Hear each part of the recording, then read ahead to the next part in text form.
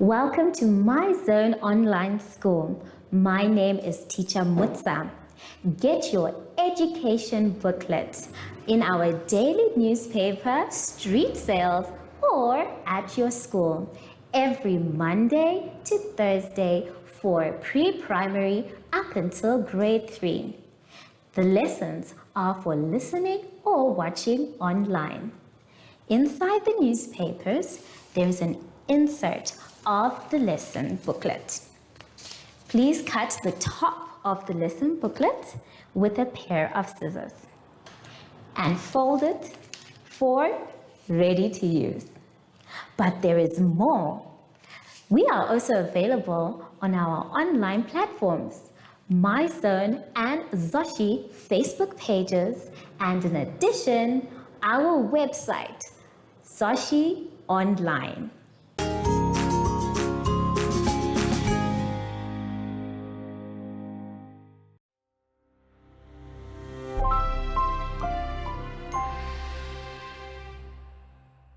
Hello grade 3s and welcome to My Zone Online School.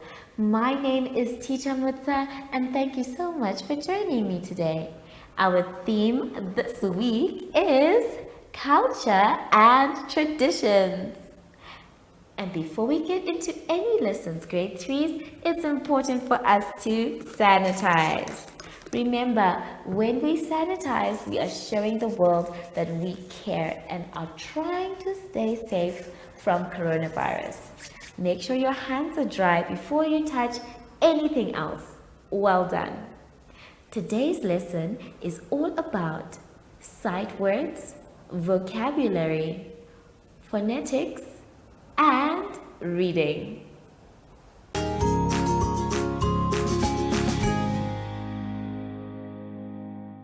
For our first exercise, grade 3s, let's turn to page 3.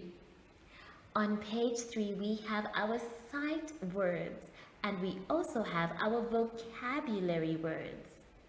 Now remember, our vocabulary words are very important because they help us to improve our English. The more we use them, the more we are improving our English. Let us read our vocabulary words.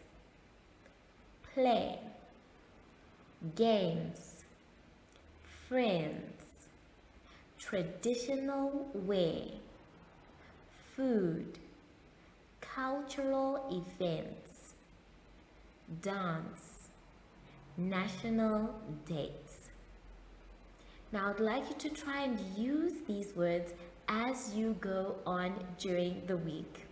Take your time and try and find the meaning of each and every word. Our sight words are the words that we always read or write. We need to keep on remembering them so that we can have good sentences. Let us read our sight words. Not, good, make, run, yes, find. So now that we have written or read our sight words and vocabulary words, I would like you to practice them. You can practice them by using them in sentences, or you can practice them by reading them, or you can also practice them by spelling them as well. Let's now turn to page 4 for the next exercise. On page 4, we are going to be sorting out two sounds, I and A. Let's say I, I. Well done. Now the sound I can be in many words. The words that we have on top have I in them. I am going to read each of the words that have I. And I want you to point at the word when I say it. Are you ready? Let's go. Big, big. Pin, pin. hit, zip, zip, ig, wig, sit, sit, tip, tip, it, hit, ip, lip. Did you hear all the words that have it in them? Perhaps I left one or two behind, but that is where you come in. You are going to make sure you write all the I words on the first side.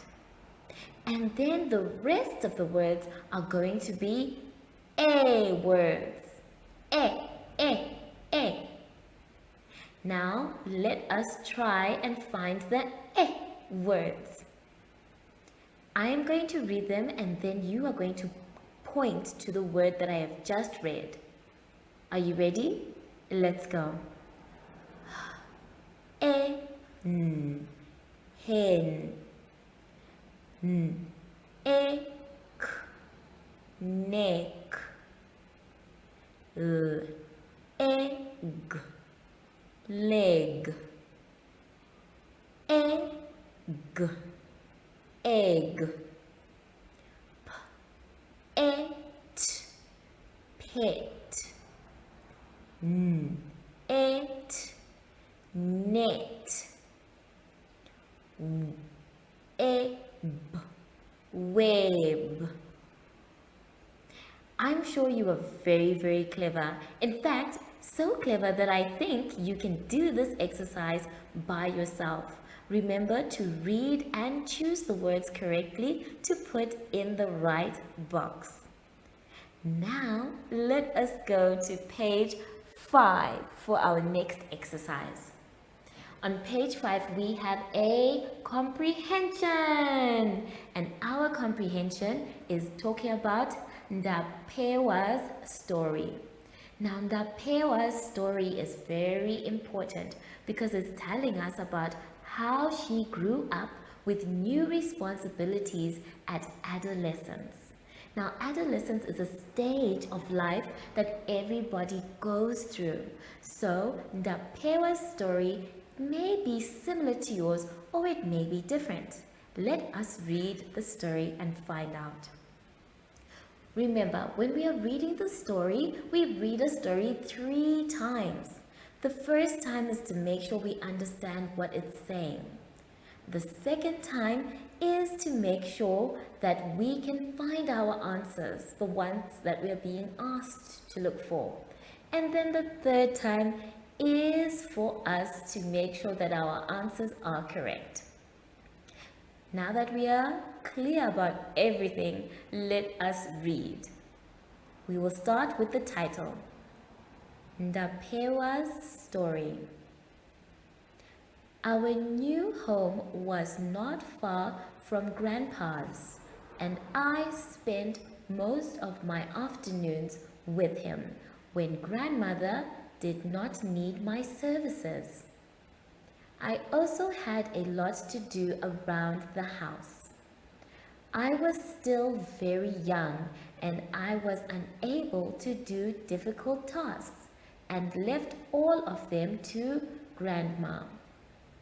She was working hard. She was hardworking and did it all, the men's work around the house.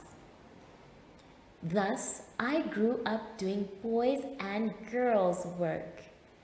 I was able to cook meals at the age of 7, pound corn when I was 8, and prepare home brew when I was 9. I was happy that I could do things other boys and girls could not do. So that is Ndapewa's story. And it is a very interesting story of how the growing up was. So now that we have read our story a first time, let's now take a look at the questions. Now, before we go back and read it a second time, we need to look at the questions. The questions will help us to find out which answers we're looking for when we read it the second time. So let us read the questions. Number 1 says, when did Ndapewa spend time with her grandpa? When did Ndapewa spend time with her grandpa? Number 2 says, why couldn't Ndapewa perform difficult tasks? Why couldn't Ndapewa perform difficult tasks? Number 3 said, to whom did she leave all the difficult duties? To whom did she leave all the difficult duties? Number 4 says, Ndapewa was the dash child of grandpa and grandma. Ndapewa was the dash child of grandma and grandpa.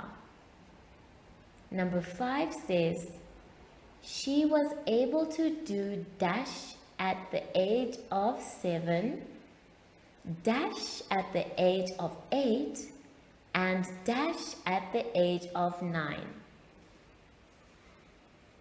Let's read number 5 again. She was able to do dash at the age of 7, dash at the age of 8, and dash at the age of 9. Number 6 says, she was happy that she could do other things other dash and dash could not do. She was happy that she could do things other dash and dash could not do. So now that we have read the story a first time and then we have read the questions, let's now read the story a second time. Remember, we always start with the title of our story. So let us begin there. Please follow me with your pencil or with your finger. Ndapewa's story. Our new home was not far from my grandpa's, and I spent most of my afternoons with him when Grandma did not need my services. I also had a lot to do around the house. I was still very young and I was unable to do difficult tasks and left all of them to Grandma. She was hardworking and did all the men's work around the house. Thus, I grew up doing boys' and girls' work. I was able to cook meals at the age of 7, pound corn when I was 8, and prepare home brew when I was 9. I was happy that I could do things other boys and girls could not do. So now that we have read our story a second time, you are going to answer your questions. And after that, I'd like you to please read the story a third time so that you can make sure that your answers are correct. Take your time with all 3 exercises and I will see you soon after the advert break. Follow us on MyZone Facebook Active Kids to watch your daily lesson and other fun activities with Zoe and Zoshi.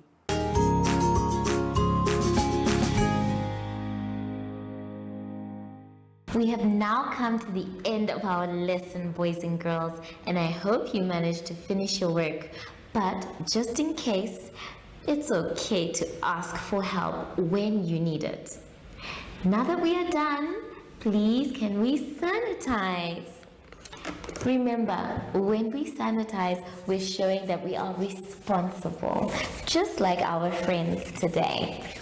Make sure your hands are dry before you touch anything else. Well done. I wonder though, I haven't seen our little friend, Zoshi. Hi, Zoshi. So, from Sashi and I, we would like to say thank you for joining us today and goodbye!